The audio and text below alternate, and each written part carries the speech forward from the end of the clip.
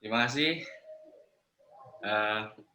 Saya senang sekali diundang untuk acara kali ini dan saya ingin berbagi karena juga dengan pengalaman yang masa lalu. Sebenarnya saya memulai ini juga dari mahasiswa. Jadi karya-karya kita sebelum saya bergabung dengan namanya PT MSW atau MSW Studio, waktu itu saya juga mengembangkan karya-karya dari hasil tugas-tugas mahasiswa.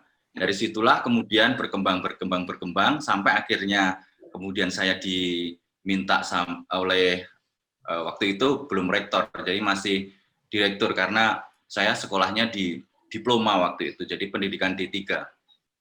Akhirnya ikut bergabung, kemudian mengembangkan. Mungkin saya bisa sedikit share screen.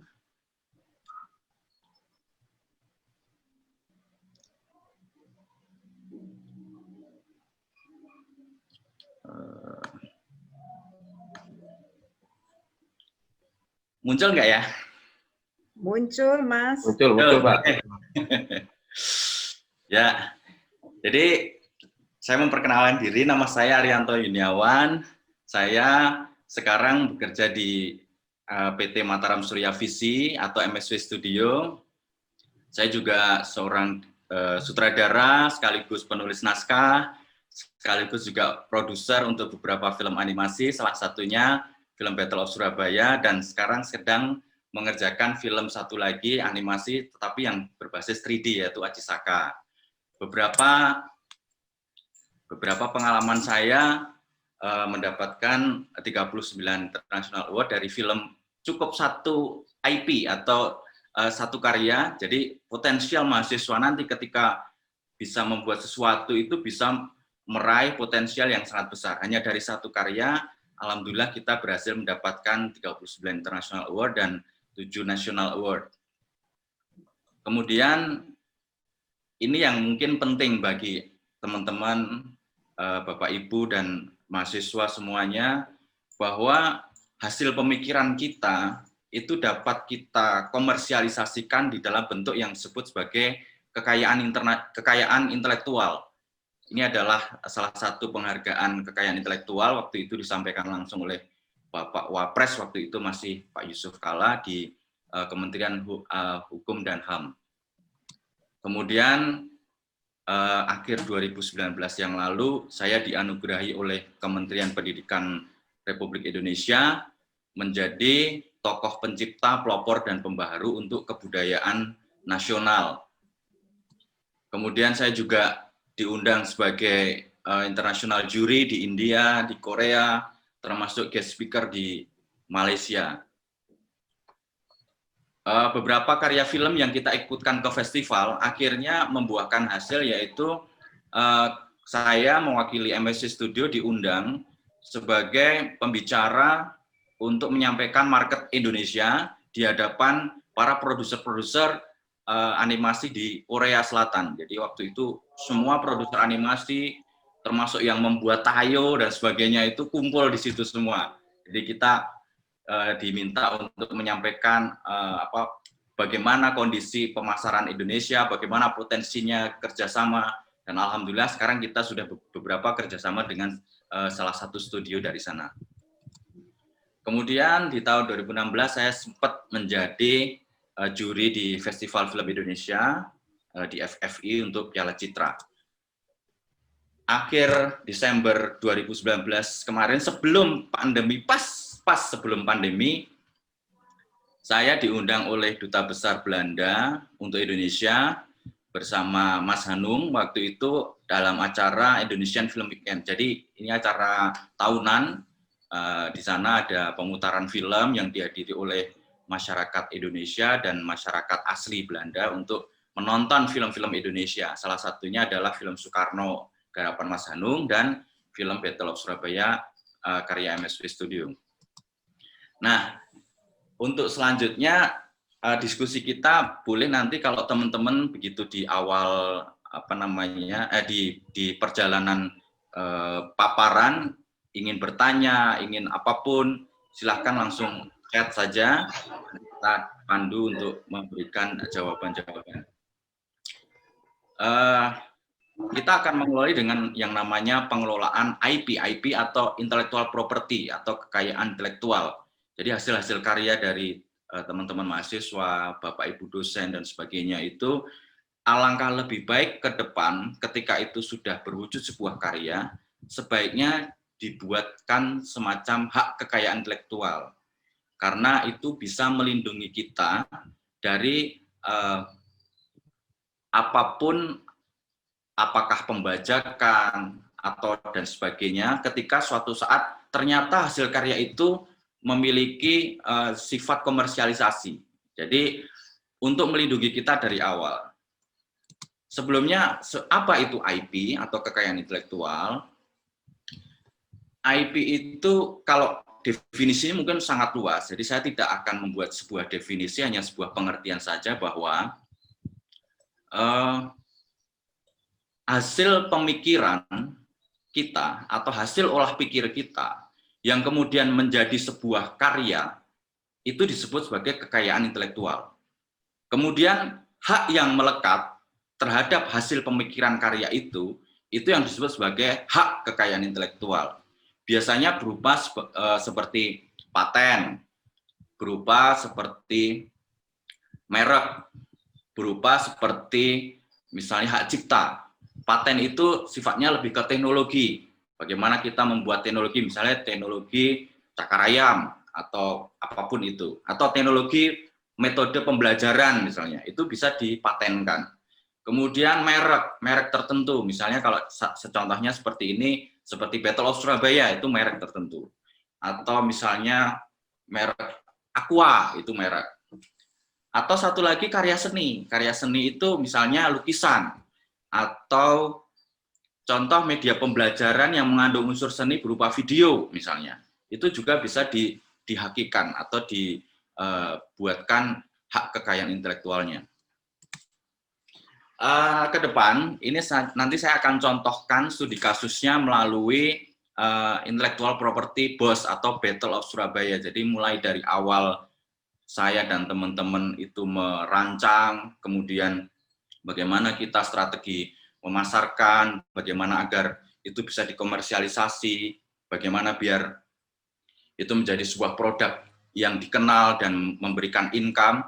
Ini kita akan studi kasus langsung, karena kalau teorinya sama saja, teorinya pada umumnya sama saja, saya akan sedikit memaparkan pada kasus-kasus real. Referensi yang saya ambil dari intellectual property adalah referensi dari Walt Disney. Jadi ini. Jadi Walt Disney Company dalam laporan tahunannya ini di tahun 2020 ya. Waktu itu tahun 2015 saya mengambil referensi itu. Jadi ternyata yang paling besar pendapatannya adalah dari media network, sekitar 42%. Jadi bukan dari film. Dari film misalnya kayak Frozen dan sebagainya itu, mereka punya pendapatan hanya sekitar 16% untuk tahun 2020 ini. Dan pendapatan yang kedua itu dari parks, experience, dan produk. Jadi ini dulu ini dipisah antara parks itu seperti Disneyland, untuk apa namanya kapal pesiar dan sebagainya, mereka punya itu, dan merchandising. Jadi di sini menjadi angkanya 27% atau sekitar 205 triliun. Terus kemudian baru film itu hanya 16% pendapatan. Jadi posisinya paling akhir untuk pendapatan Disney. Makanya kalau kita memiliki sebuah karya, itu harus kita coba untuk kembangkan menjadi produk-produk turunan yang bisa menghasilkan multi income gitu. Kemudian apa yang dimaksud media network, parks experience, studio entertainment, direct to customer internasional yang kita mengacu pada Disney ini adalah contohnya ini. Jadi kalau media network, Disney itu punya saluran ESPN, Disney Channel, broadcasting dari subscriber. Kalau kita ngertinya ya ada YouTube, itu kan subscriber. Kemudian dari Parks and Entertainment itu theme park seperti Disneyland, hotel room, mereka membuat tematik-tematik hotel dari IP-IP yang dikembangkan. Kemudian ada studio entertainment seperti film, ke teater. Makanya waktu di pandemi ini mereka betul-betul terpuruk dan agak turun drastis pendapatannya. Bahkan di tahun ini mereka rugi sekitar 31 triliun. Jadi pendapatan mereka memang sangat besar, di angka 746 triliun di tahun ini, tapi ruginya juga besar, sekitar 31 triliun, karena beberapa filmnya gagal diproduksi dan gagal dibeli oleh teater-teater di seluruh dunia. Dan kemudian ada direct to customer, ini yang sekarang sedang in. Jadi media-media seperti OTT, kalau di Indonesia ada Maxstream, mungkin Netflix sudah masuk tapi bukan milik Indonesia. Jadi beberapa pembelajaran seperti video dan sebagainya, kalau dikerjasamakan dengan Maxstream, bisa jadi itu tidak hanya Maxstream tidak hanya sekedar menayangkan film, tapi bisa coba kita dekati agar biar menayangkan sarana pembelajaran seperti ini. Tetapi memang ada syarat-syarat tertentu karena kualitasnya harus memang kualitas yang bagus, seperti itu. Kemudian riset project. Jadi ketika seperti tugas mahasiswa dan sebagainya, alangkah lebih baik ketika tidak hanya sekedar mengerjakan tugas, tetapi juga dimulai dengan melakukan yang namanya riset project. Tidak perlu yang susah-susah. Kita di dalam kasus Battle of Surabaya hanya menggunakan yang namanya analisis SWOT. Mungkin sudah pernah mendengar ya, Bapak Ibu dan teman-teman mahasiswa. Jadi kita hanya analisis saja waktu itu kekuatannya. Kekuatannya apa? Kalau kita mau mengerjakan sebuah animasi, ini contohnya kasus Battle of Surabaya. Pertama adalah tren penayangan TV tentang kartun anime waktu itu cukup banyak. Jadi ada Doraemon, ada Naruto, ada macam-macam lah. Artinya masyarakat Indonesia sudah mengenal tentang kartun, tetapi memang di televisi. Kemudian memiliki tim leader expert di animasi 2D. Pengalaman kita membuat Battle Surabaya karena kita sudah membuat atau memproduksi film-film secara services atau mengerjakan kerjaan orang lain itu selama hampir sekitar 8 tahun lah. 8 sampai 9 tahun ya. Jadi pengalaman membuat film animasi itu makanya kita memiliki beberapa expert utama kenapa kita berani mengerjakan film itu. Pengalaman animasi selama 9 tahun. Kemudian nama pertempuran 10 November sudah dikenal di Indonesia. Jadi mengapa memilih judulnya Battle of Surabaya? Karena salah satu pertempuran di Indonesia waktu itu yang terkenal bernama pertempuran 10 November. Jadi tidak perlu mengenalkan lagi. Terus kita menganalisis kelemahan. Apa yang menjadi kelemahan dari ketika kita mau memulai proyek ini? Pertama, belum punya studio yang besar dengan infrastruktur yang lengkap. Kemudian belum memiliki artis dengan jumlah yang besar. Maksudnya artis itu pekerja seni, jadi animator-animatornya belum banyak. Tidak berpengalaman di bisnis bioskop, karena ternyata bisnis bioskop itu ya seperti bisnis dalam tanda kutip bisnis mafia, ya, karena beberapa walaupun sekarang sudah mulai berkembang lebih baik lagi karena regulasi-regulasi dan pemerintah cukup bagus. Kemudian tidak memiliki marketing yang kuat dan berpengalaman. Ini beberapa kelemahan-kelemahan kita yang kemudian kita catat semuanya bahwa kita memiliki ini dan nantinya akan kita perbaiki. Kemudian kita lihat di kesempatannya atau peluangnya apa? Create market sesuatu yang unik. Karena apa? Belum ada waktu itu ya. Waktu itu kalau sekarang kan sudah ada film Juki dan sebagainya. Waktu itu belum ada film bioskop animasi 2D Indonesia yang ditayangkan di bioskop secara luas. Jadi memang film animasi apalagi film sejarah. Jadi film sejarah rata-rata pasti selalu biopik, menceritakan tentang tokoh pahlawan tertentu. Nah, kita ingin menceritakan peristiwanya dengan tokoh-tokoh fiksi yang dalam tanda kutip tadi bisa dibuat hak kekayaan intelektualnya kayak gitu. Kemudian multi income dari produk IP Boss. Jadi jangan berpikir bahwa menayangkan film di bioskop itu adalah sesuatu yang utama.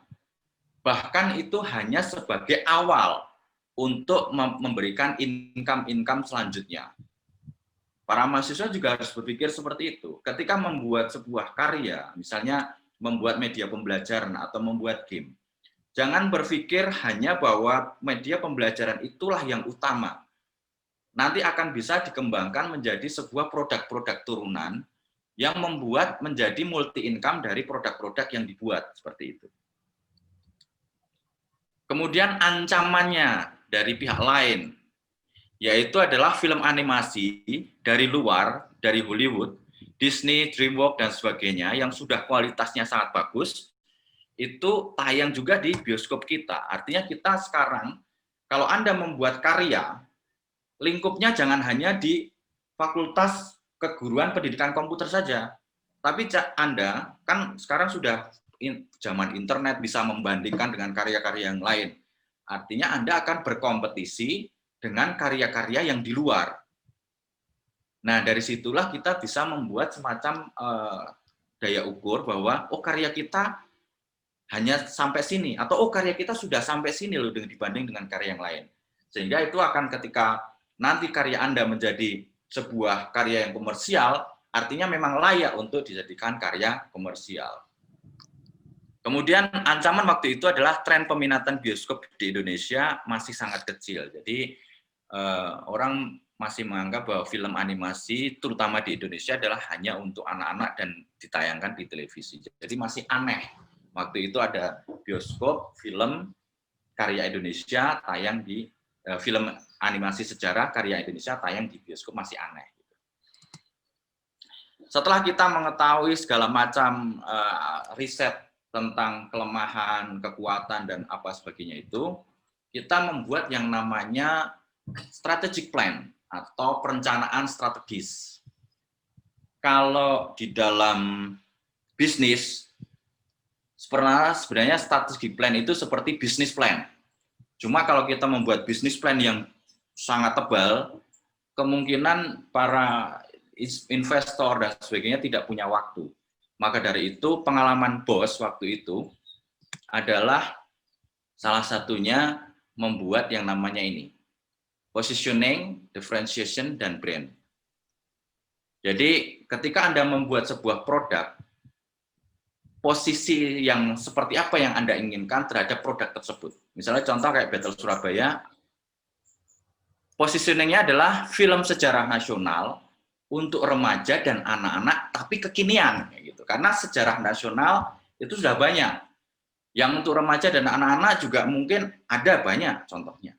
Tetapi yang kekinian artinya yang sesuai dengan tren saat ini, salah satunya animasi. Makanya kita salah satunya membuat Battle Surabaya, film sejarah, mengenalkan budaya dan sejarah Indonesia dalam kemasan kekinian.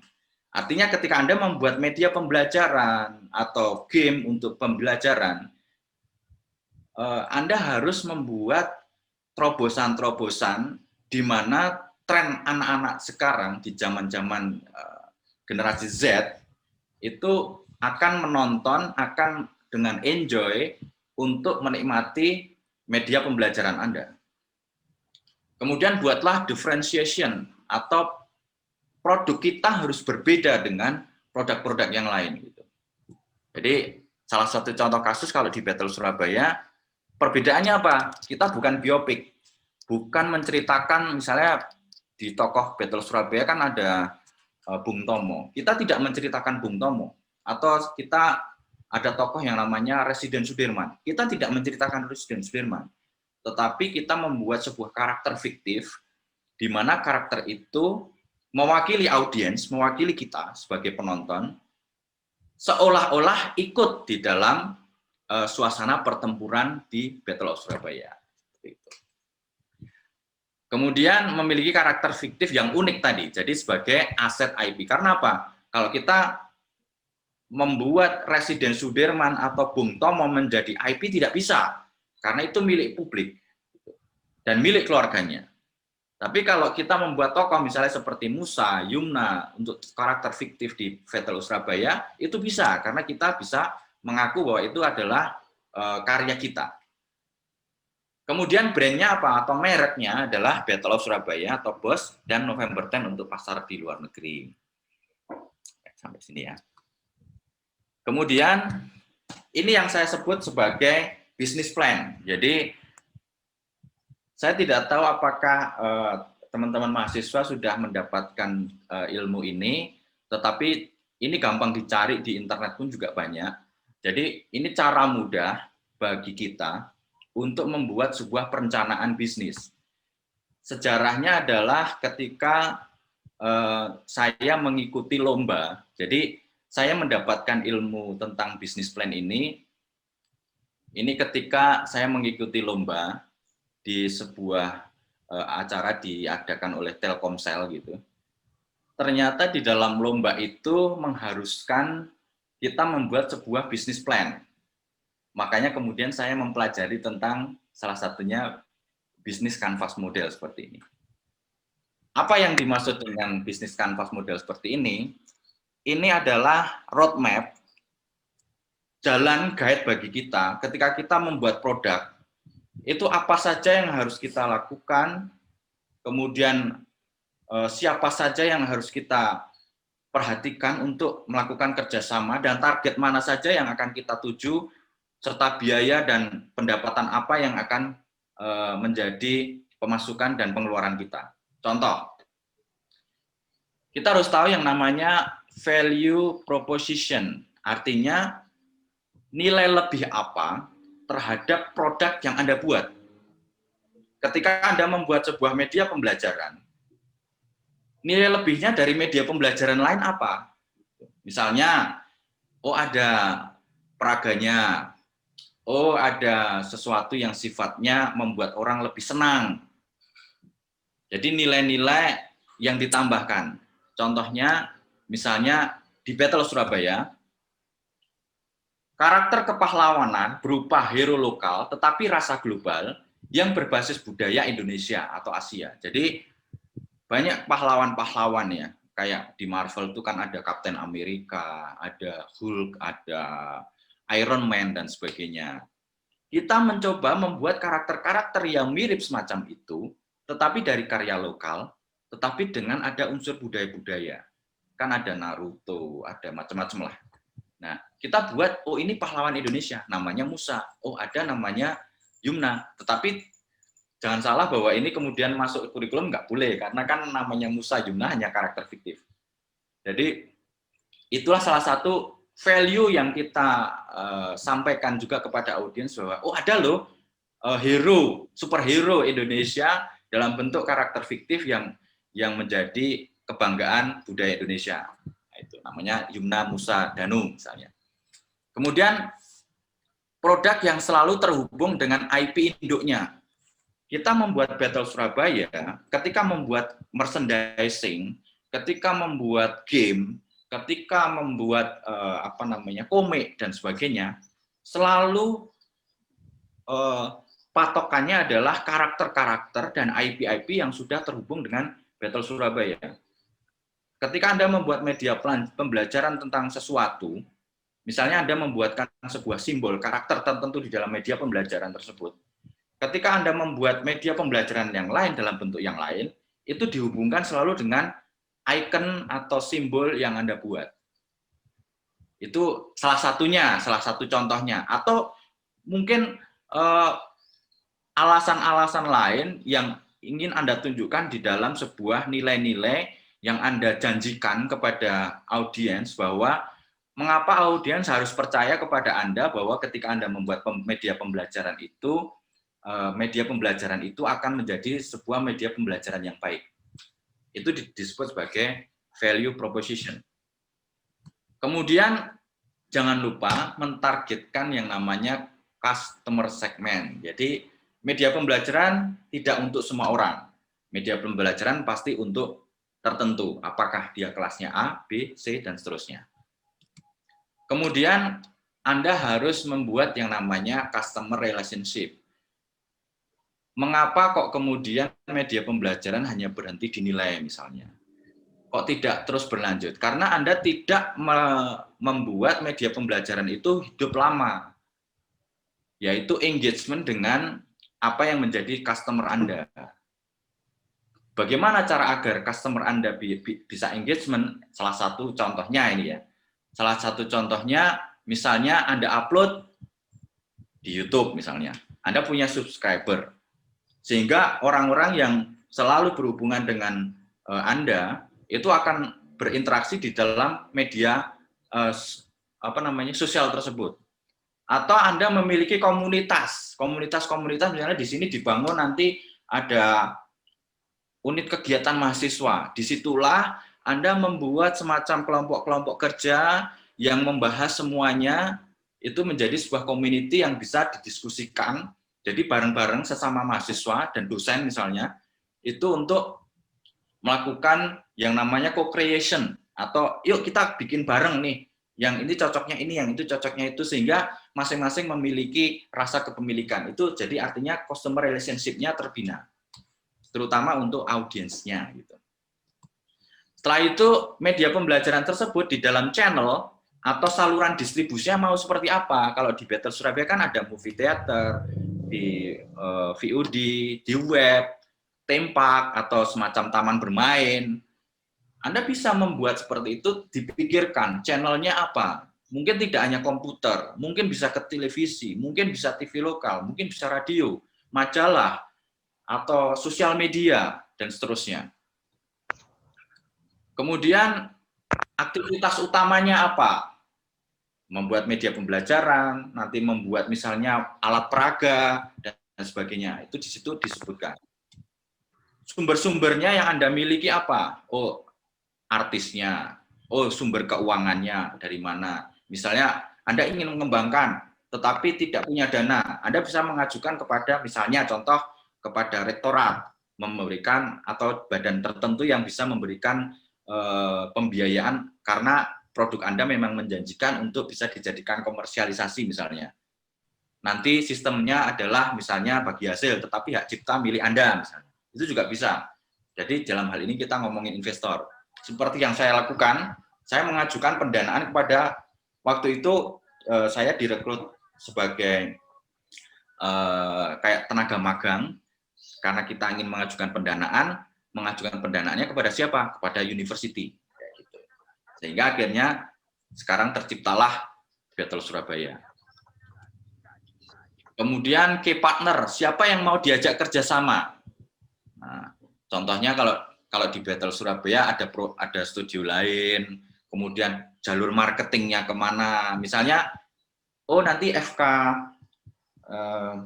pendidikan komputer bekerjasama dengan, misalnya nih, dengan MSW Studio untuk bekerjasama saling membuat jalur distribusi misalnya, atau bekerja sama memperkuat lini produk biar produknya lebih berkualitas. Itu adalah salah satu contohnya.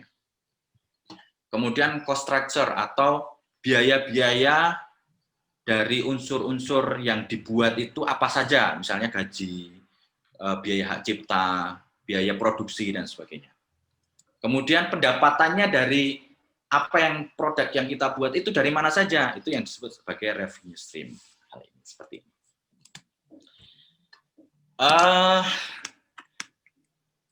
Sampai sini ada pertanyaan nggak ya? Sebelum saya lanjut, kira-kira paham nggak? Gini Pak, sudah ada beberapa pertanyaan yang masuk. Ingin kita bahas di sini atau kita lanjut dulu di materi?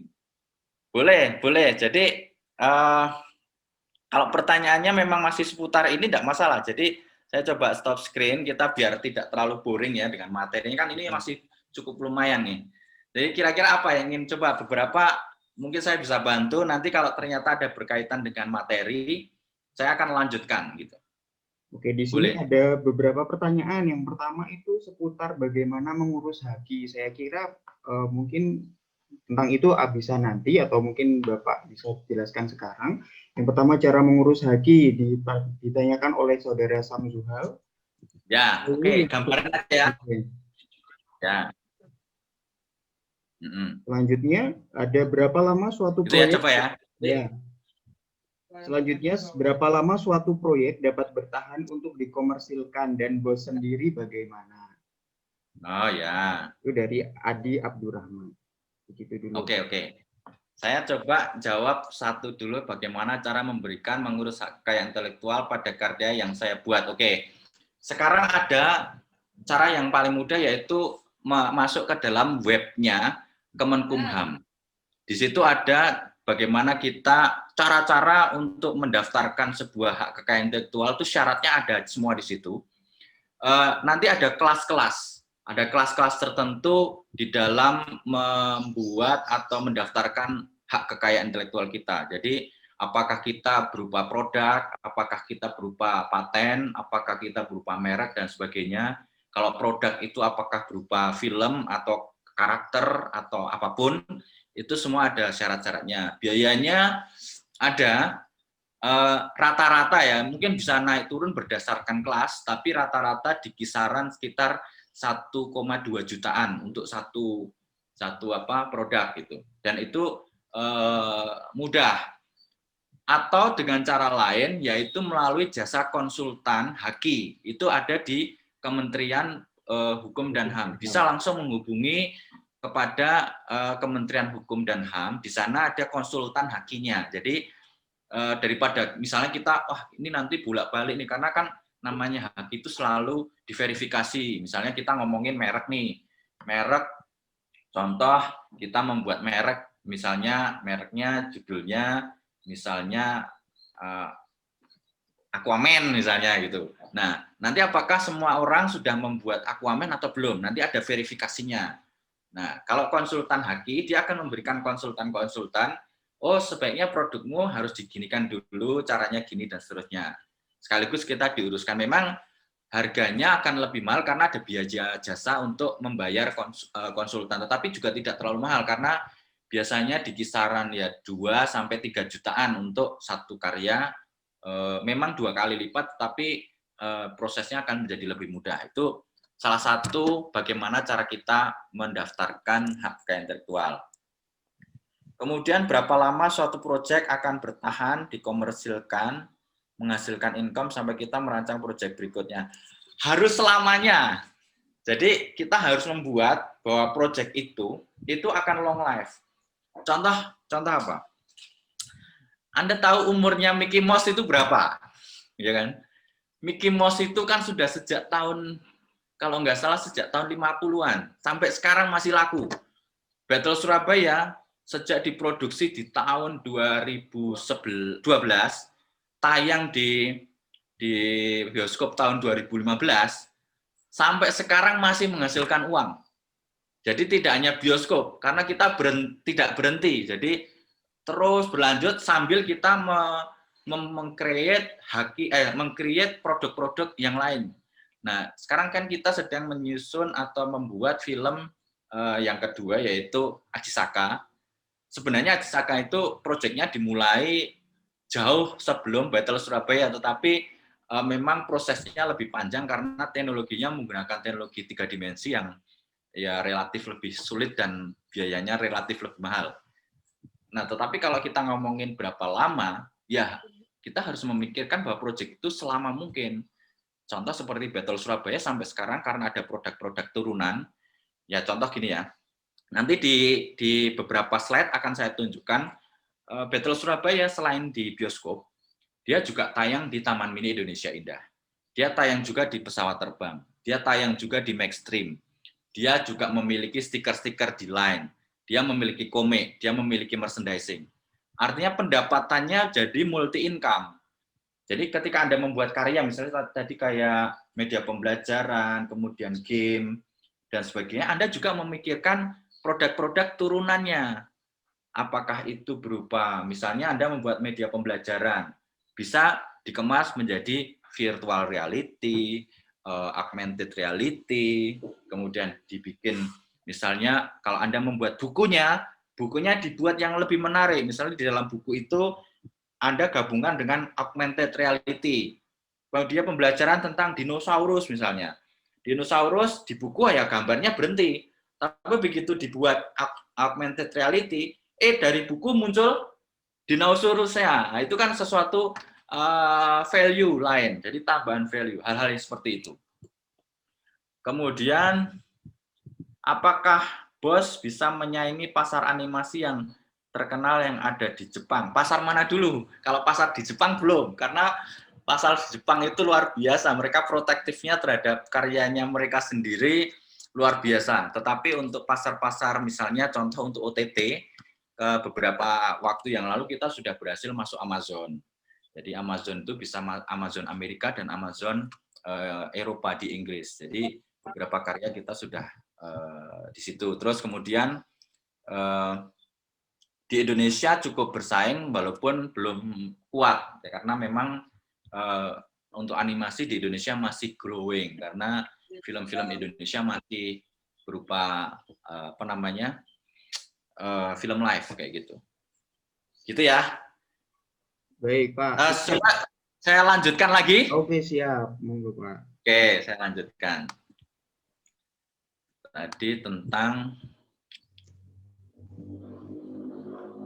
strategi kreatif, Bos. Jadi, kenapa kita harus membuat yang namanya strategi kreatif? Karena ketika kita membuat sebuah produk, kita harus memikirkan bahwa produk itu akan memiliki sebuah nilai yang kemudian masyarakat mempercayai bahwa nilai-nilai tersebut dapat sesuai dengan apa yang menjadi idealismenya mereka. Artinya tidak hanya sekedar aku mau bikin media pembelajaran, nggak ada urusan, yang penting aku bikin terserah nanti mau dipakai atau tidak, itu tidak boleh. Jadi kita harus membuat strategi-strategi. Contohnya seperti apa? Nah, film-film yang akan dibuat oleh MSC Studio itu harus film-film yang mengandung nilai-nilai seperti di dalam lingkaran ini. Ini salah satu contohnya. Film kita harus mengandung inspiratif atau hope. Mengandung nilai-nilai kegembiraan. Jadi kalau MSC Studio-nya ya, bukan studio yang lain, karena MSC Studio punya anak perusahaan juga yang namanya MK Pictures itu membuat film-film yang di luar ini, tetapi kalau di dalam sini MSC Studio harus membuat yang namanya kegembiraan. Misalnya yang pasti kita tidak akan membuat film horor kalau MSC Studio, tapi kalau di luar itu mungkin bisa, tapi kalau kita tidak. Desensi atau kesopanan.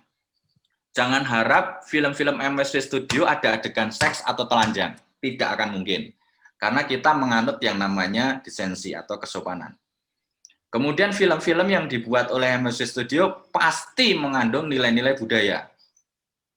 Apapun budaya apapun, mau budaya pop, budaya lokal, budaya klasik, dan sebagainya, pasti akan ada unsur-unsur budaya. Kemudian pasti ada inovasi-inovasi. Contohnya apa? Di dalam Project Battle of Surabaya, kita melaksanakan menggunakan teknologi dua macam. Jadi teknologi 2D dan teknologi 3D yang digabung menjadi teknologi hybrid atau kita sebut sebagai tradigital atau tradisional digital. Jadi animasi gambar biasa dengan 3D itu digabung. Itu artinya ada inovasi di situ. Kualitasnya kita nggak main-main dengan kualitas. Soundnya harus dibuat sebagus mungkin, kualitas Dolby Surround. Jadi harus lisensi kayak gitu.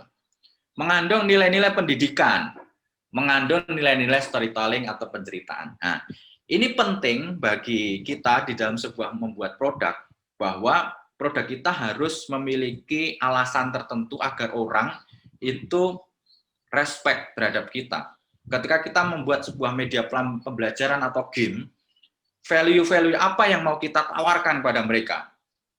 Contoh produk Apple ya. Produk Apple itu why-nya adalah bahwa mereka percaya bahwa Apple itu bisa mengubah sebuah status quo. Bahwa dengan produk-produk mereka bisa membuat sebuah terobosan-terobosan menarik, dan ternyata memang betul gitu. Itu salah satu contohnya value. Kemudian di dalam konteks kontennya, jadi di dalam strategi value kan berarti nanti ada konten. Nah, kontennya seperti apa? Di dalam film Battle of Surabaya itu selalu ada cerita-cerita tentang mengalahkan ego pribadi. Jadi saya nggak tahu apakah beberapa teman-teman di sini sudah nonton atau belum. Ya ini agak spoiler, tetapi nggak apa-apa kalau memang belum nonton, ya sedikit spoiler. Tetapi kalau sudah nonton ya saya hanya mereview ulang. Jadi ketika Musa yang ditangkap oleh yang namanya siapa tuh namanya, malah lupa sendiri. Nah ini si Kapten John Wright. Nah, Kapten John Wright itu dia kan disiksa, diinterogasi dan sebagainya. Tetapi suatu saat dia ketemu dengan Kapten John Wright karena Kapten John Wright itu kena bom dan terlempar ke sungai. Akhirnya dia mencoba untuk kalau di dalam kebiasaan orang biasanya ya balas dendam. Nah,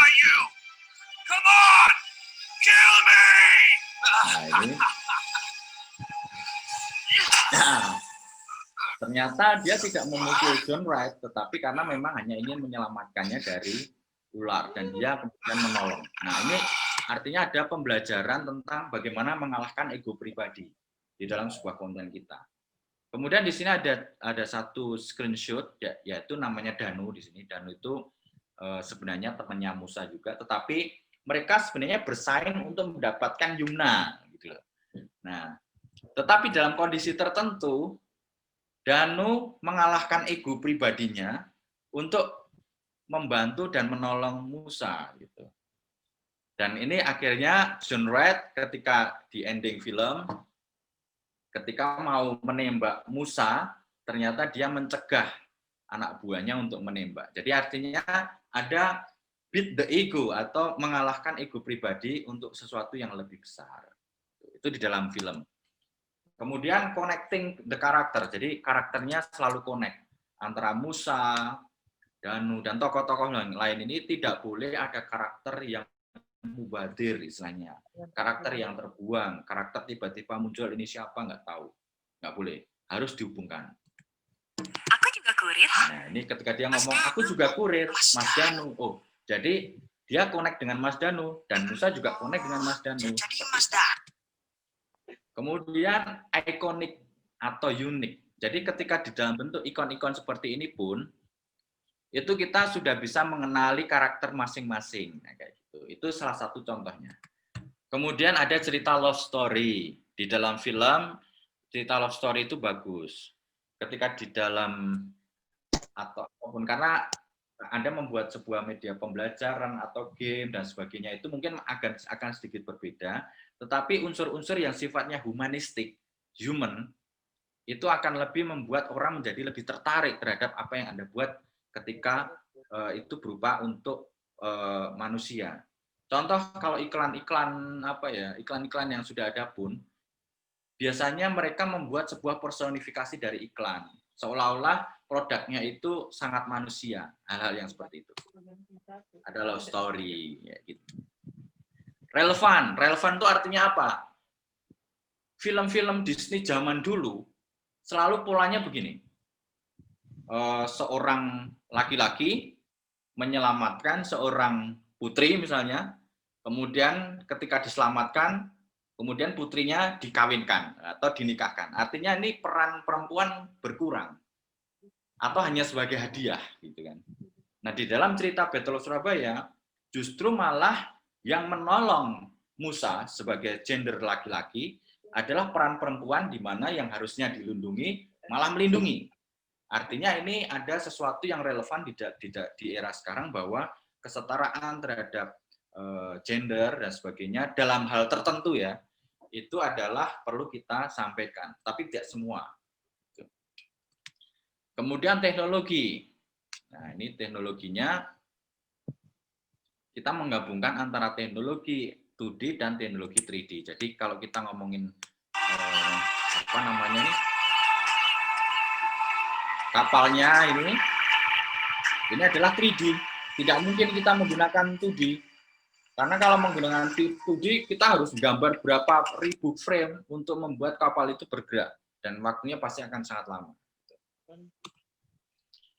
Ini adalah teknik Dolby Surround System yang kita gunakan di dalam film. Jadi ini akan sangat efek ketika Anda nonton bioskop. Jadi suaranya akan seperti di sekeliling kita. Gitu. Kemudian ada budaya lokal dan ada motif. Motif itu ya motivasi ketika kita membuat sebuah cerita itu.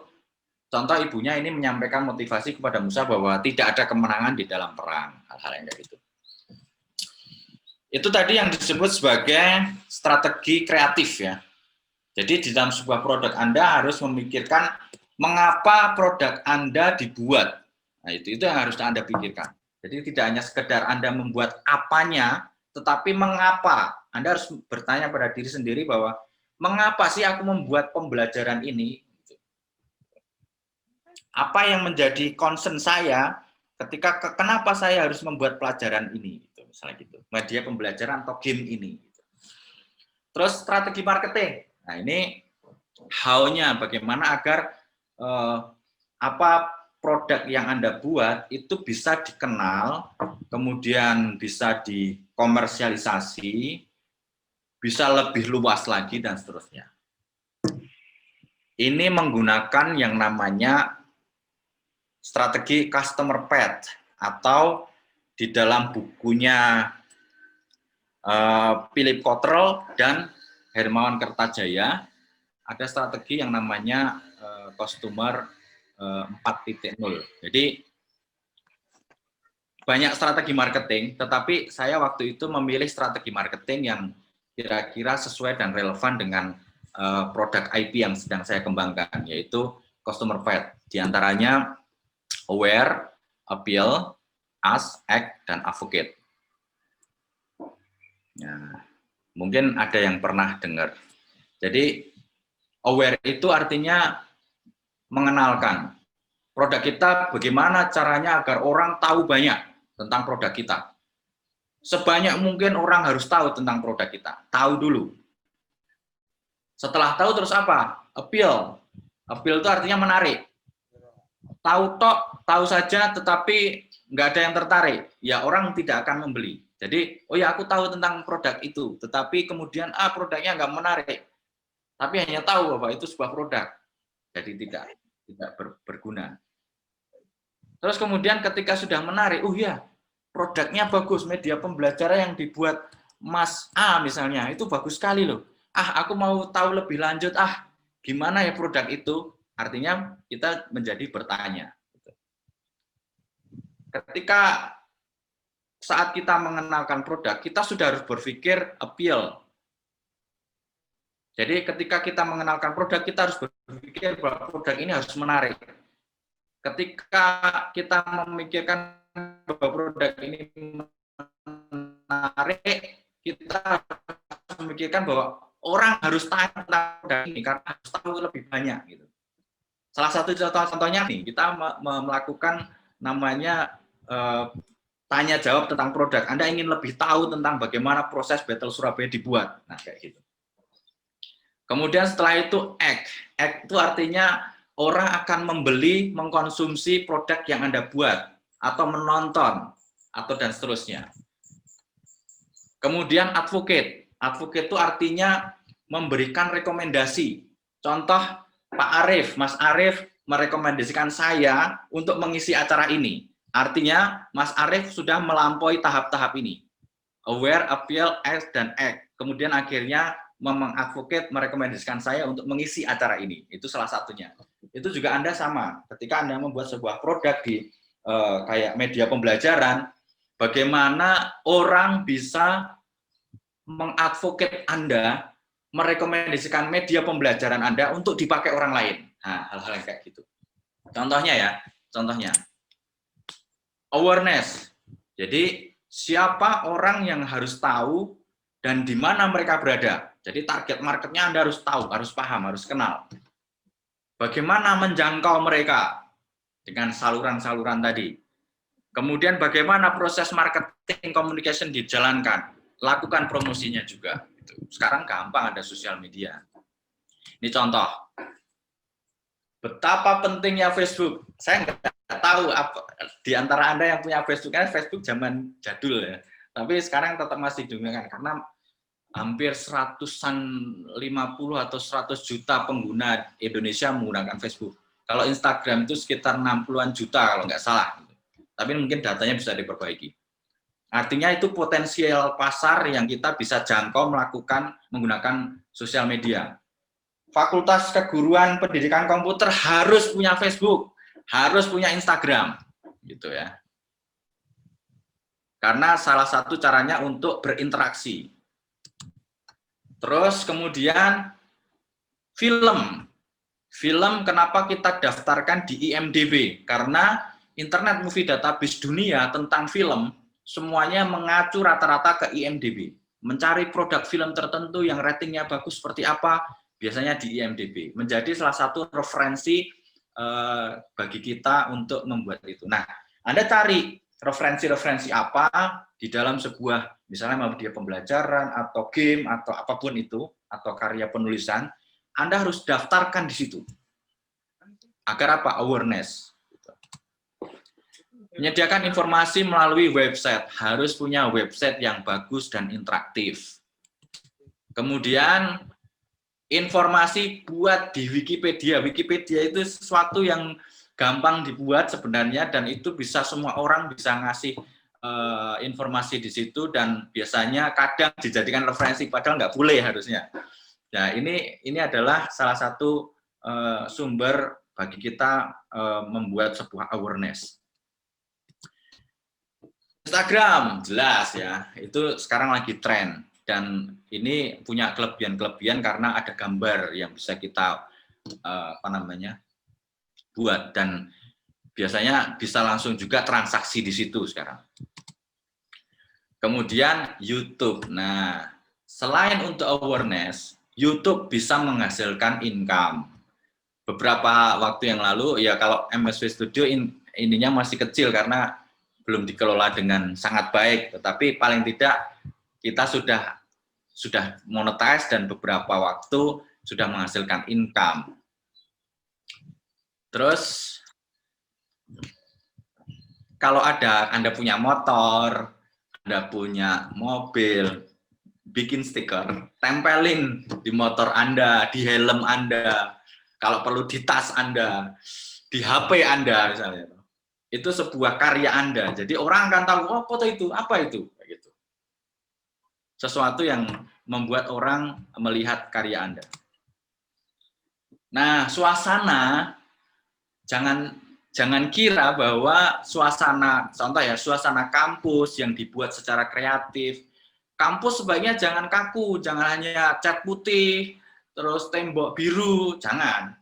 Kalau itu sebuah konsep-konsep kreativitas, sebaiknya buatlah suasana kampus, suasana tempat Anda berjualan, atau apapun itu suasana yang sesuai dengan kreativitas kita. Jadi ini akan membuat sebuah awareness.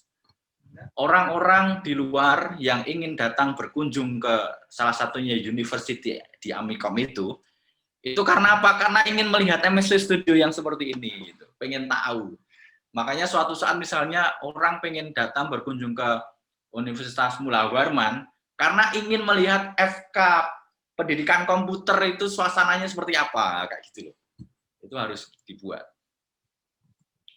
Kemudian pakai kaos, pakai baju seragam, pakai t-shirt apa yang membuat produk-produk kita itu dikenal dan seterusnya. Itu yang kita lakukan. Itu awareness. Jadi bagaimana kita bagaimana mengenalkan produk seluas mungkin dengan berbagai cara. Setelah itu bagaimana cara agar produk kita menarik. Mengapa orang ingin tahu dan ingin join dengan kita? Karena produk kita menarik. Brand harus memiliki positioning yang jelas dan diferensi yang kuat, seperti yang kita jelaskan di depan tadi. Agar bisa masuk as atau bertanya, gunakan konten marketing yang baik. Artinya, sama seperti awareness, cuma ini lebih detail kepada konten-kontennya yang akan kita sajikan. Contoh apa? di dalam Facebook, jangan isinya cuma acara ini, kemudian misalnya FKIP mengadakan acara ini, udah. Terus nanti tampilan apalagi, pengumuman, agak menarik. Harus dibuat sesuatu yang sifatnya audiens dengan berkoneksi dengan audiens. Contohnya di Battle Surabaya mengajak audiens berinteraksi terbuka, merangkul, menyediakan konten secara inklusif dengan co-creation. Misalnya Anda memiliki sebuah set media pembelajaran. Tanya kepada audiens, bagusnya karakter yang A atau B yang menjadi, ya kayak gitu. Maka audiens akan kemudian memberikan masukan-masukan, memberikan tanggapan, itu artinya co-creation, atau bekerja berdasarkan masukan-masukan dari audiens. Di awal-awal kita merancang Battle Surabaya, juga melakukan ini. Bagusnya untuk karakter yang lucu-lucu, ada matanya atau yang bolong ya, kayak gitu. Ikut pameran, ikut talk show, dan seterusnya. Izin minum sebentar. Silakan Pak. Nah, ini ikut-ikut pameran. Terus di dalam pameran itu kita memberikan workshop, kita memberikan demo, free nggak masalah kayak gitu. Karena tujuannya agar orang tertarik dulu. Terus ikut lomba, apapun lomba ICT, lomba pendidikan, lomba apapun yang bisa kita ikuti. Kalah nggak masalah. Battle Surabaya atau MSW Studio sejak tahun 2002 sampai 2010 ikut lomba nggak pernah menang. Tapi kita ikut lomba terus. Jadi kita ikut terus. Tujuannya apa? Yang penting ikut. Ini dari MSW ini ikut terus ya. Akhirnya apa? Di tahun 2012 kita dimenangkan. Nggak tahu itu menang itu karena kasihan atau nggak tahu. Pokoknya akhirnya kita jadinya waktu itu Battle Surabaya menjadi juara 1 kan di sini di ICT Award. Itu kita akhirnya menang. Terus saya waktu itu dipeseni sama namanya Pak Hari Sungkari. Aku ini percaya loh sama kamu ya, harus dijadikan. Siapa? Saya bilang gitu. Akhirnya saya jadikan Battle Surabaya kayak gitu. Anda membuat sebuah media pembelajaran, membuat game dan sebagainya, ikutkan lomba. Kalah nggak masalah. Nominasi saja itu sudah bisa dijadikan salah satu award atau prestasi, bisa dicatatkan. Gitu. Official selection, nggak usah nominasi, official selection aja sudah bisa. Ini saya ikut lomba Battle Surabaya ini sebelum jadi film, jadi masih trailer. Jadi lucu ya, jadi belum bikin film, tapi bikin trailer dulu. Nah, gimana orangnya dikit. Terus kemudian saya ikutkan lomba di luar negeri, jadi ternyata menang. Nah, ini jadi sesuatu hal yang menarik karena apa? Produk kita membuat atau memenangkan sebuah kompetisi. Artinya orang tertarik. Karena apa? Memilih produk kita dari sekian ratus atau ribu produk, ternyata produk kita yang terseleksi. Nah, itu artinya menarik. Ini adalah cosplay yang kita buat. Jadi bukan orang lain. Jadi kita membuat bajunya, terus menyewa. Kalau misalnya Anda membuat sebuah produk media pembelajaran, saya sarankan Anda membuat sebuah karakter tertentu yang menjadi guide dari media pembelajaran Anda. Karena apa? Guide itu bisa dijadikan sebagai karya IP Anda. Nah, suatu saat Anda membuat cosplay-nya, Anda pakai sendiri. Gitu. Ada teman saya yang dia membuat cosplay untuk dirinya sendiri. Terus, ini adalah fan art. Jadi fan art itu bukan MSW Studio yang membuat, tetapi orang lain yang membuat karya untuk kita. Itu artinya menarik, karena apa? Karya kita ditiru, dicontoh, tetapi untuk hal yang baik. Nah, ini fan art. Jadi orang-orang sejelek apapun, sebagus apapun, itu karya. Jadi jangan melihat sesuatu itu, oh ini jelek tidak layak ditampil. Enggak. Kita harus menghargai segala sesuatu, apapun yang dibuat orang untuk kita. Dan kita gimana caranya orang yang membuatkan untuk kita itu dihargai.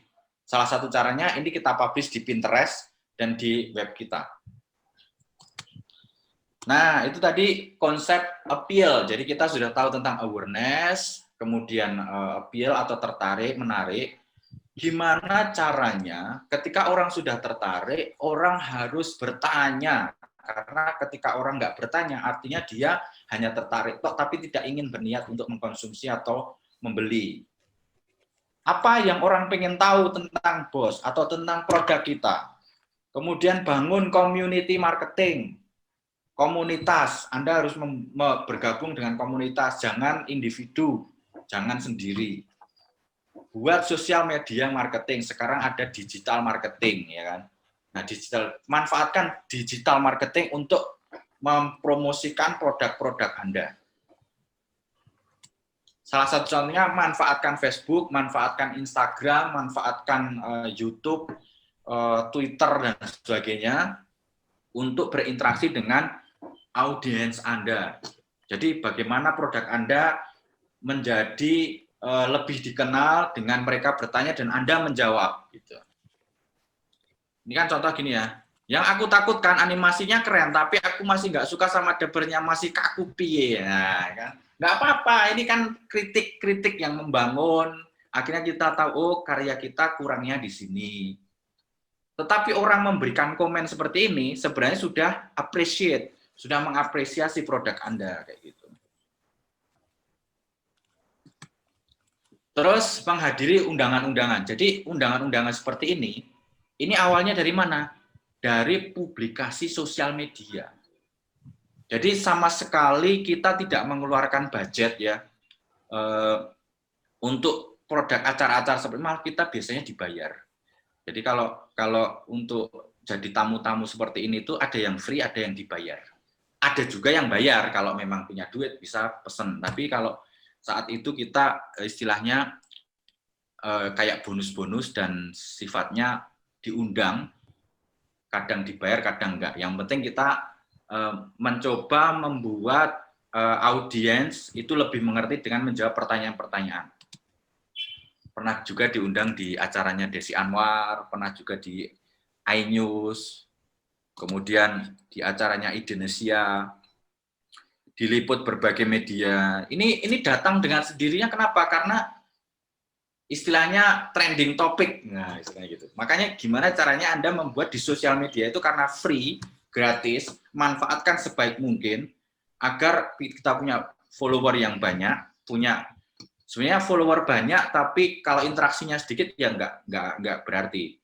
Follower secukupnya, tapi yang penting engagement atau berita-berita yang menarik orang untuk kemudian berinteraksi bagus, itu akan memunculkan banyak media yang kemudian datang meliput gitu. Datang sendiri enggak kita undang. Pulang enggak kita antar. Terus kemudian ini adalah undangan berupa seminar-seminar. Ya kayak gini, cuma waktu itu karena masih offline. Ini ada Mula Warman kan pernah ngundang juga.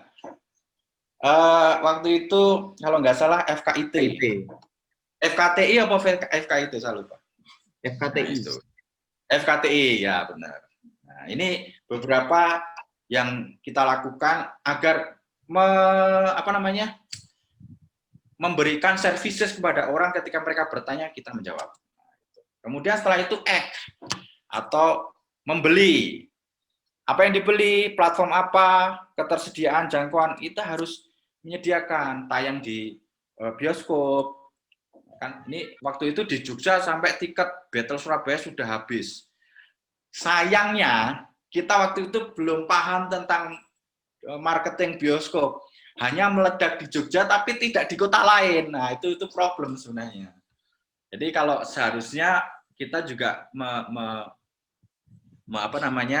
memperhatikan Jakarta, memperhatikan Bandung. Nah, waktu itu hanya meledak di Jogja. Tayang di pesawat, ya kan? Di Garuda, Batik, Qatar, Etihad. Game, ya Battle Surabaya punya gamenya juga, gitu. Di Android. Kemudian Line, ya per bulan itu sekitar 4,5 juta lah. Itu kayak kita memelihara tuyul gitu. Jadi duit datang sendiri gitu kan. Karena orang kan download ini kan purchase kan, orang beli kan. Kemudian ada cergam, kemudian komik dan seterusnya. Nah, ini novel, maka kita buat novelnya juga. Ada musik, kemudian jualan merchandise, itu memanfaatkan online, kan sekarang ada Bukalapak, ada Tokopedia. Waktu itu kita di Blibli dan Mall Matahari. Sekarang udah nggak ada kayaknya.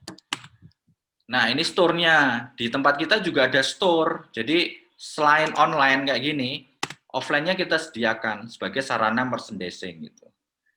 Nah, nanti suatu saat harus ada juga sarana bagi fakultas itu menyediakan eksibisi untuk mahasiswanya kayak gitu. Nanti saya kasih lihat showcase-nya ya. Tayang di Maxstream, kemudian di Amazon, di Taman Mini Indonesia Indah, lisensi karakter ini di apa namanya di kartu. Advocate, apa yang orang sukai banggakan harus engage ya. Jadi akhirnya teman-teman mahasiswa yang di Belanda merekomendasikan film itu. Ini tayang di bioskop Belanda nih. Kemudian di bioskop Irlandia. Tapi kalau di sana judulnya November 10. Ini tayang di acara festival film di Jepang. Oh, Jepang loh, gitu.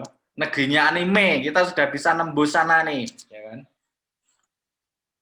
Kemudian Kementerian Luar Negeri, kita kalau ke luar negeri dibantu oleh duta besar di seluruh dunia lewat Pak Wamen ini. Waktu itu Wamen, sekarang sudah naik lagi, mungkin pensiun. Nah, ini yang lucu nih, ya kan? Ini acara di Baros Cimahi mengadakan lomba cosplay. Mereka bikin kain sendiri, bikin baju sendiri. Nah, kita hanya ngasih gambar. Dan yang saya sangat terharu ya anak-anak yang membuat cosplaynya. Kalau yang di awal tadi kita yang bikin, kalau yang ini mereka bikin sendiri, artinya sudah teravokasi. Kayak gini. Ada komunitas nih, kan? Terus internship.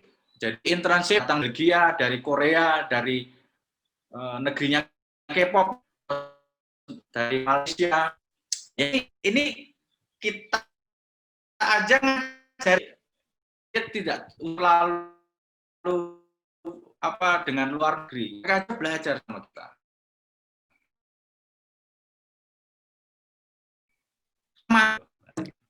Adalah penelitian Battle Surabaya dari Universitas Leiden, dari LIPI, dari negeri, Multimedia Nusantara, Fakultas Hukum Hamada tentang hak cipta, isi Surakarta. Terus ini yang PAR dan BAR. PAR itu apa? Mengetahui jumlah penjualan. Jadi seberapa besar orang yang beli dibanding orang yang tahu. Semakin banyak berarti ukuran rasionya semakin besar. BAR itu yang penting apa? Untuk mengukur pertumbuhan. Merek kita itu, tadi yang ditanyakan, apakah merek kita itu sampai jangka waktu berapa lama? Ini harus diukur dengan ini. Jadi kalau advocate kita rendah, berarti merek itu nggak tumbuh, nanti lama-lama mati. Gitu. Contoh 7-Eleven di Indonesia udah mati, karena apa? Dia tidak di-advocate, terus orang yang beli juga nggak banyak, rugi, akhirnya mati. Gitu. Makanya advocate itu penting, dia tidak langsung memberikan penjualan, tetapi dalam jangka panjang dia melakukan pertumbuhan. Gitu. Showcase-nya, saya kasih contoh nih. Di Singapura, di ITE, ini karya-karya mahasiswa itu dibuat sebagus mungkin, kemudian diberikan sebuah tempat untuk agar mahasiswa itu bisa melakukan apa? Pameran. Di dalam pameran itu, ini dibuat hak ciptanya. Hak cipta milik siapa? Milik mahasiswa. Nggak tahu, mungkin mereka bagi hasil dan sebagainya. Tetapi artinya, fasilitas ini diberikan oleh kampus agar mahasiswa itu memiliki sarana untuk membuat atau memajang hasil karya. Jadi tidak hanya berhenti di dosen. Tetapi kemudian dilihat oleh teman-teman yang lain, mengundang industri untuk melihat siapa tahu ada yang berminat, hal-hal yang kayak gitu. Mereka membuat sebuah simulasi. Jadi dibangun seperti pertokoan, isinya karya mahasiswa semua ini. Ini di ITE Singapura. Kemudian di Malaysia, saya waktu itu diundang di sana, itu karya mahasiswa dibuatkan pameran yang serius. Kemudian mereka mengundang stakeholder, industri, orang-orang yang terlibat di situ untuk datang menilai dan wawancara langsung dengan para pembuat dari mahasiswa itu. Contoh ini, judulnya In the Middle of the Apocalypse War, karya Nur Haswana binti Muhammad Harmani. Nomor mahasiswanya ini. Animation ini jurusan Animation and Concept and Idea, ini konsep art. Jadi ketika diundang industri, mahasiswa itu ketika, oh kamu kok bagus karyanya, ya udah aku rekrut kamu gitu. Jadi makanya ini karya tidak hanya berhenti di penilaian dosen, tetapi akan berlanjut kepada industri dan aplikasi yang langsung pada konsumen. Dibuatkan acara yang seperti FFI kalau di sana. Jadi ada penghargaan karya-karya terbaik kayak gitu-gitu.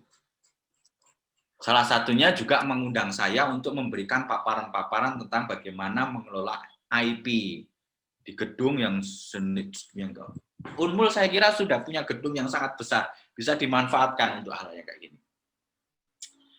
Kemudian ini sejarah ya, saya cerita sejarah waktu saya masih mahasiswa ini yang masih kurus ceking ini. Terus kemudian di sini saya kasih caption, MSc Studio lahir dari 4 mahasiswa semester akhir, ini masih belum ada lulus ini, program diploma yang belajar bersama membuat kelompok kerja.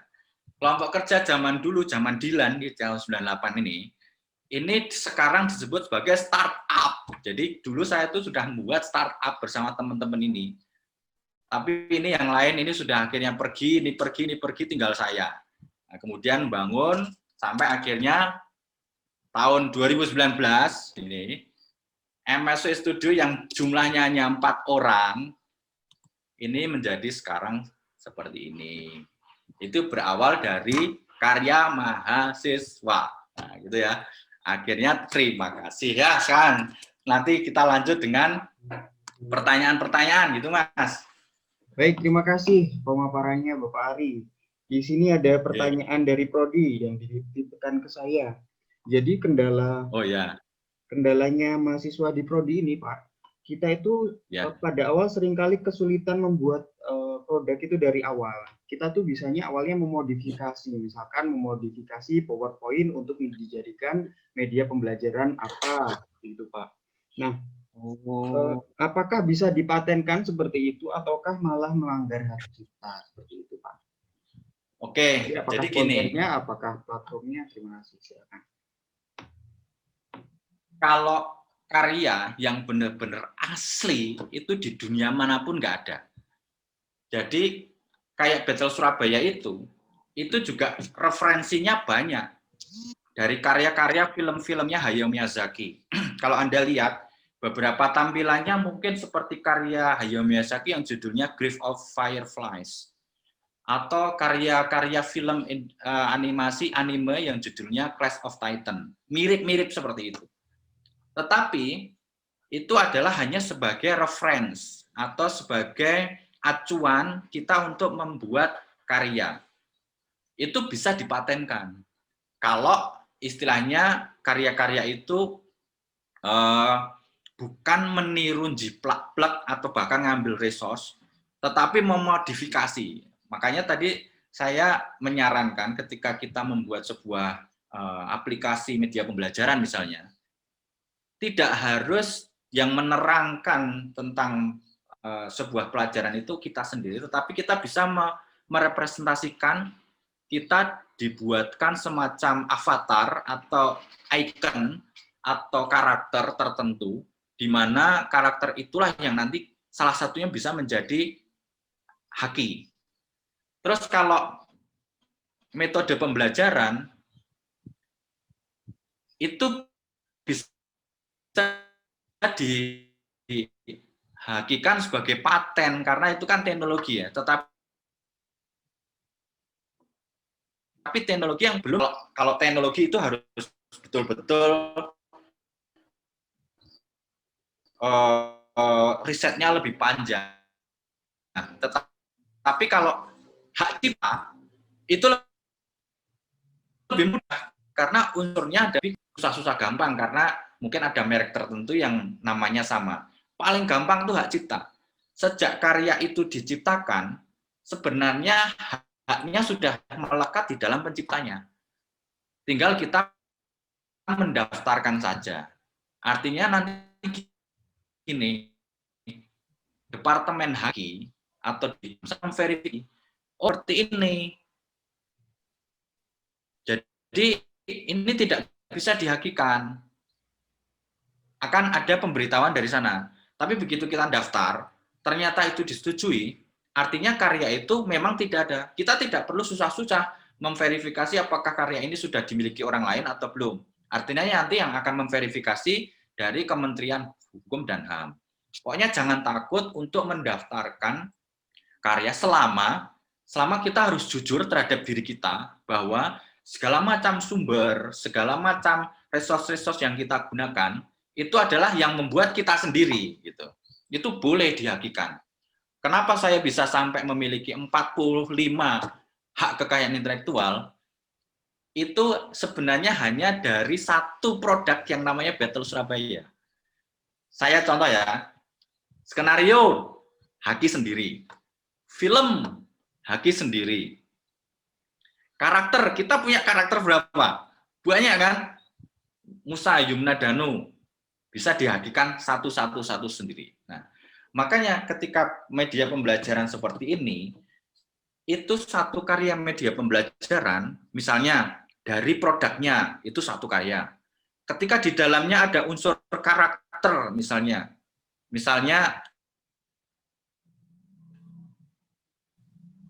anime atau apapun yang bentuknya mirip dengan Mas Arief terus kasih ciri khas tertentu, itu satu hak cipta tersendiri. Terus kemudian di dalamnya ada unsur musik misalnya, musiknya kita bikin gitu, itu hak cipta tersendiri. Jadi hak cipta itu bisa membuat sebuah dokumentasi karya yang sangat banyak dan itu masing-masing punya komersialisasi. Ketika karakternya punya Mas Arief tadi dipakai oleh orang lain dan tidak minta izin, kita bisa menuntut. Tuntutannya adalah dia harus menurunkan karyanya atau membayar kita. Nah, hal-hal yang seperti itu. Jadi jangan takut untuk mendaftarkan hak kekayaan intelektual karena tidak akan menyalahi aturan ketika hak kekayaan intelektual itu tidak digunakan di dalam komersial. Kalau digunakan dalam komersial dan ketahuan, syaratnya ketahuan, itu baru kemudian mungkin muncul tuntutan, mungkin muncul kesalahan, hal-hal yang kayak gitu. Gitu, Mas. Baik, terima kasih pemaparannya Bapak. Jadi kita semua jangan ragu, jangan takut, intinya berkarya, kita daftarkan masalah diterima atau tidak, itu sudah ada yang memverifikasi, begitu ya Pak? Iya, betul. Pertanyaan selanjutnya, ini dari Siska. Modal awal atau spek yang digunakan untuk memproduksi BOS ini seperti apa, Pak? Kan kita tahu mahasiswa ini ya hanya punya laptop, kentang, seperti itu. Kan mungkin speknya seperti apa? Apakah dibutuhkan spek yang luar biasa atau sebagai pemula seperti apa, Pak? Terima kasih. Ya, oke. Sebenarnya dulu modal kita itu, kalau ngomongin cerita masa lalu ya, saya itu kan mengumpulkan teman-teman dalam kelompok kerja itu modalnya waktu itu hanya makan malam. Jadi saya mengumpulkan teman-teman yang punya passion ya. Kamu bisa gambar nggak? Saya mau buka rahasia di sini. Saya itu nggak bisa gambar, tapi bisa bikin film animasi kan. Caranya gimana? Saya mengumpulkan orang-orang yang punya passion yang sama dengan saya, yaitu di animasi. Saya ketemu dengan teman-teman, kemudian, kamu bisa gambar nggak? Oh ya, gambarnya ini anime dan sebagainya. Kamu bisa bikin background nggak? Oh bisa, bikinnya gini-gini. Untuk saat ini kita mau bikin portofolio nih, gitu. Mau nggak bantu saya? Yang penting gini, nanti makan malam tak tanggung wis. Ya, bilang gitu. Oke, akhirnya mau. Akhirnya mau, kita membuat sebuah karya produk awalnya, kemudian kita coba memberikan presentasi produk itu kepada waktu itu ownernya university. Akhirnya ternyata beliau tertarik. Ketika tertarik, akhirnya mulai dibiayai. Artinya apa? Modal awal nggak ada. Modal awal itu hanya passion. Artinya kalau teman-teman mau membuat sebuah karya, apalagi sekarang lebih mudah. Mudahnya apa? Ada saluran yang namanya sosial media. Anda bisa membuat contoh hanya karakter saja, atau animasi sederhana. Bahkan satu orang pun bisa bikin gitu, dengan komputer yang cukup misalnya katakanlah i5 misalnya. Itu pun cukup ketika animasinya jangan mengharapkan animasi yang sangat-sangat level of detailnya sangat tinggi. Itu tidak terlalu membutuhkan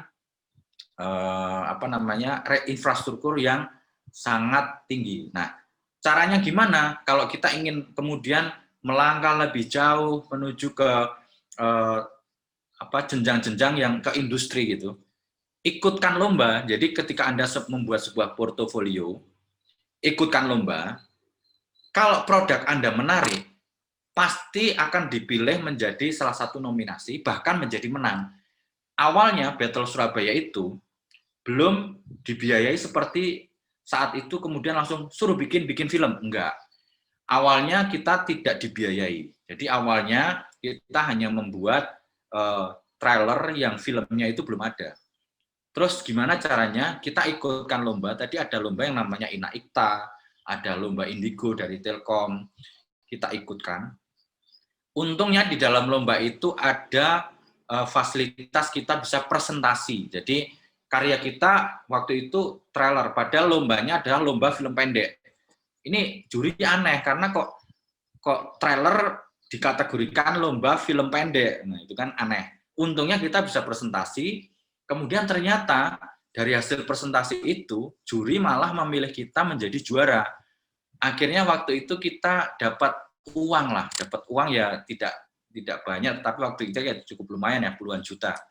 Nah, digunakan untuk modal, menyusun karya lagi yang lebih baik, dijadikan portofolio, kemudian buat bisnis plan. Nah, bisnis plan itulah kemudian yang diajukan kepada investor. Investornya siapa? Ya, investornya waktu itu yang paling saya dekat, saya kenal ya universitas. Ini universitas mau nggak bikin film ini, ya gitu. Karena potensinya gini dan sebagainya. Tidak langsung disetujui. Tapi kita akhirnya ikut lomba lagi, menang lagi, maju lagi. Akhirnya disetujui untuk kemudian dibikin. Itu pun tidak langsung kemudian, nih biayanya sekian. Battle Surabaya dalam tanda kutip, biaya kita adalah sekitar 15 miliar. Jadi tidak langsung diberikannya 15 miliar, gledek, enggak. Nyicil. Kita rekrutmen dulu. Makanya di angka pertama, tahun pertama itu benar-benar babat alas. Dari karyawan yang hanya, ya kalau nggak salah hitungan kan kacau. Jadi di angka 10 atau 12 orang itu kalau nggak salah. Itu dalam setahun berkembang menjadi 100 orang. Jadi cari sumber-sumber, berkembang sedikit-sedikit, dananya juga sedikit-sedikit kita ngembangkan, dan proyek ini berlangsung selama 3 tahun. Akhirnya bisa jadi Battle Surabaya. Tetapi mungkin sekarang kalau Anda, teman-teman, bisa lebih cepat karena peran sosial media, OTT semakin banyak, dan film tidak harus film panjang, bisa 3 menit, bisa 7 menit, hal-hal yang kayak gitu. Jadi jangan takut dengan masalah permodalan. Kalau produk kita menarik, produk kita bagus, modal-modal yang akan membiayai film Anda itu akan banyak. Entah dari OTT, entah dari investor, pasti banyak. Contoh kasus apa? Contoh kasus Juki, contoh kasus tai lalat, contoh kasus lagi apa ya? Banyak. Pokoknya nanti coba cari. Itu di situ mereka modalnya tidak terlalu besar. Tetapi begitu dapat kepercayaan investor, mereka akhirnya bisa berkembang. Baik, terima kasih pemaparannya Pak Ari selama 2 jam ini kita berdiskusi, kita dapat membayangkan bagaimana nanti saya membayangkan apabila ada karya-karya mahasiswa membuat media pembelajaran, bisa mengengage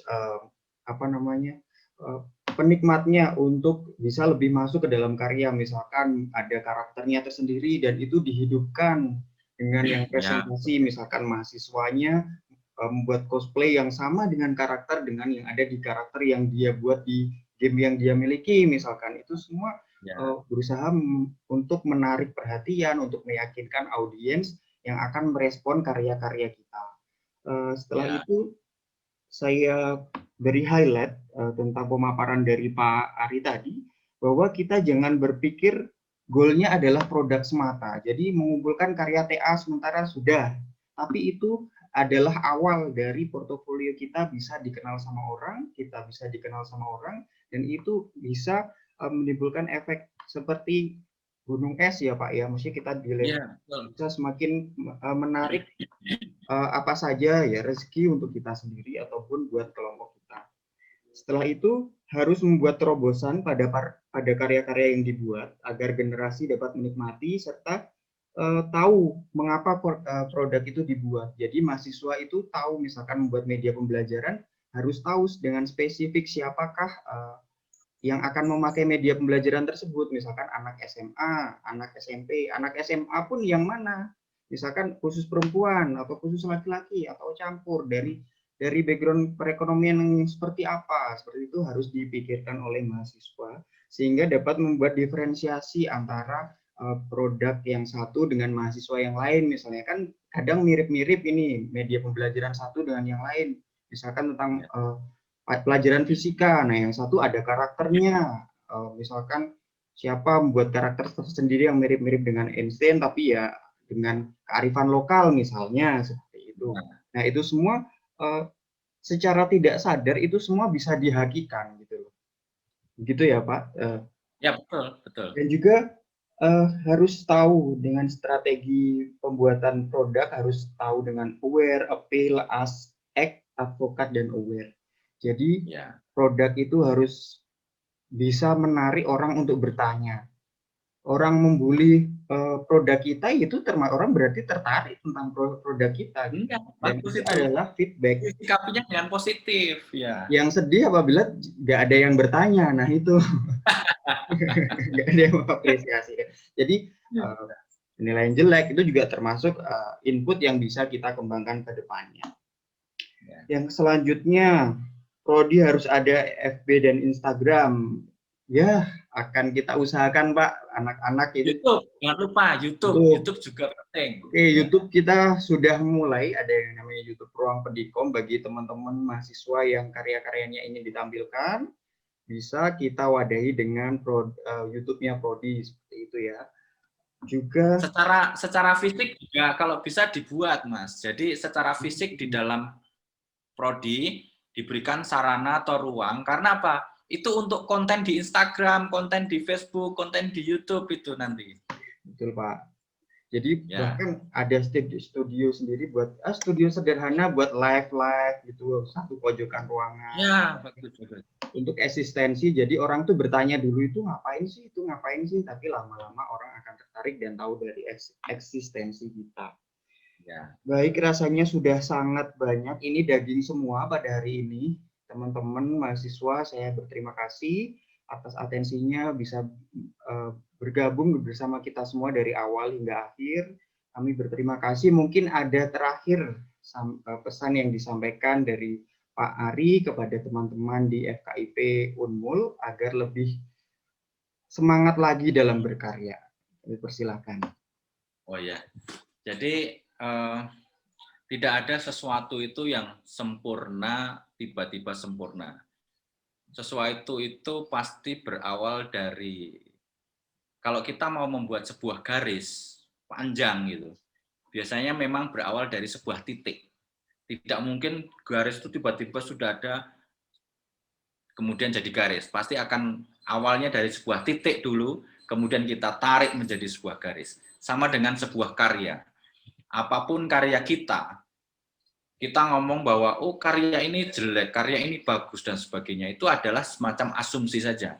Karena tidak tertutup kemungkinan bahwa karya yang kita pandang sebagai karya yang jelek ternyata adalah sebuah karya yang sebenarnya dibutuhkan banyak orang. Begitu juga sebaliknya, karya yang menurut kita itu adalah sudah yang paling baik, ternyata orang tidak membutuhkan itu. Makanya di dalam dalam menyusun sebuah karya, yang kita perlu perhatikan adalah kita harus melakukan analisis terhadap diri kita sendiri dan orang lain, seberapa besar manfaat sebuah karya yang akan kita sajikan untuk orang. Ketika kita ikhlas, ketika kita jujur di dalam berkarya, insya Allah hasil itu tidak mengkhianati usaha, ya kan? Semoga paparan saya hari ini bisa bermanfaat. Mohon maaf jika ada kekurangan, kekeliruan di dalam menyampaikan. Semoga suatu saat kita bisa ketemu kembali, kita bisa diskusi bareng, bisa ngobrol, dan sebagainya. Dan semoga pandemi ini juga segera berakhir, dan jaga kesehatan untuk kita semua. Salam untuk semuanya.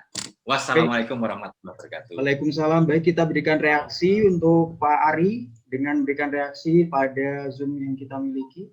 Teman-teman semuanya berikan reaksi dong. Jangan lupa sekarang untuk kita hidupkan kameranya semuanya, kita akan selfie bersama-sama dengan Pak Ari. Kita harap tidak hari ini saja kita bertemu dengan virtual, suatu ketika kita dapat bertemu dengan Pak Ari secara langsung, mengambil ilmu yang telah beliau tekuni, dengan kita lebih mudah ya, beliau yang dari dulu sudah mengambil pengalaman, kita tinggal mengambil pengalamannya saja untuk diterapkan pada diri kita. Ayo semuanya kita hidupkan kameranya. Kepada operator mungkin bisa diambil gambarnya dengan panduan yang saya berikan. Oke, kita mulai dari slide 1, kita berpose sesuai dengan teman-teman mantapnya seperti apa. Baik, kita take screenshot ya. 1, 2, 3. Baik, untuk slide kedua. 1, 2, 3. Slide selanjutnya. 1, 2, 3. Dan slide yang terakhir, slide 4.